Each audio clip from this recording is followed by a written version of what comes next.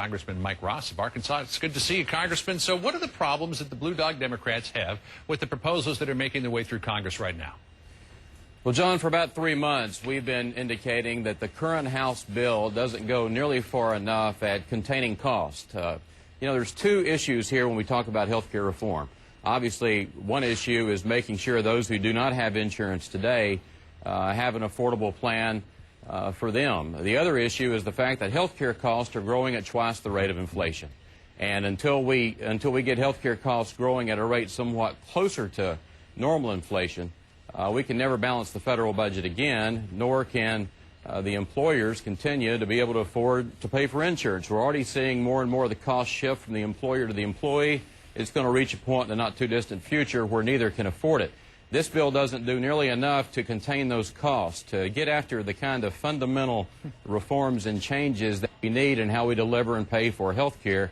And, of course, our statement on that we've been saying for 3 months was recently backed up by the CBO director last week, Elmendorf, when he came out and said, in fact, that the current House bill doesn't go nearly far enough at containing and controlling costs, both short-term and long-term. Yeah, he said that would lead to a $239 billion deficit over the course of 10 years. Okay, well, here's the thing that people at home might not be able to figure out, Congressman, is they hear all the proponents of these bills say this is going to save us money in the long run. The president says it's going to save us money. The Speaker of the House says it's going to save us money. Charlie Rangel, Henry Waxman, they're all saying this is going to cut down costs. Why have they got it so wrong? It's not that they've got it wrong. Actually, that can happen if we do it right. And, as the CBO director indicated last week, this bill falls short of doing that. And so what we're saying is this is fundamental change that's going to affect all 300 million people in America. And let's not rush it. Let's slow down. Let's get it right and ensure that the American people get the kind of health care that they need and deserve. I mean, look, the president, I was at the White House in March for the National Health Care Summit. He said at that time that he wanted to get health care reform done this year. We share that goal, and I am very optimistic that we will get health care reform done this year. But the American people want us to slow down.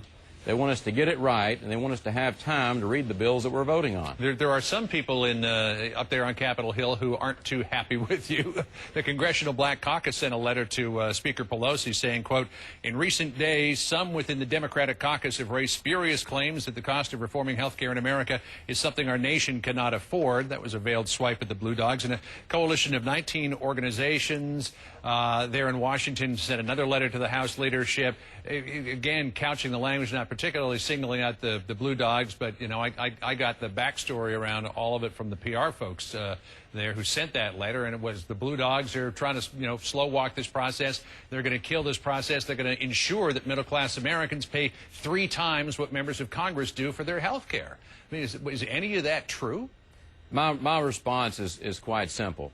Again, I go back to the CBO director who validated the Blue Dog concerns, our concerns, that this bill falls short of containing cost. I would also point to President Obama 2 or 3 days ago on CBS when he said the Blue Dogs rightfully have serious concerns about the need to do a better job in the House bill of containing cost. And let me tell you that this is not a battle with the White House. It's not a battle with the leadership. This is part of the legislative process, and we're simply trying to be a constructive part of the legislative process and moving health care reform forward. So do you think that the president will get a bill, and if he does, when? I suspect that we will pass health care reform this year.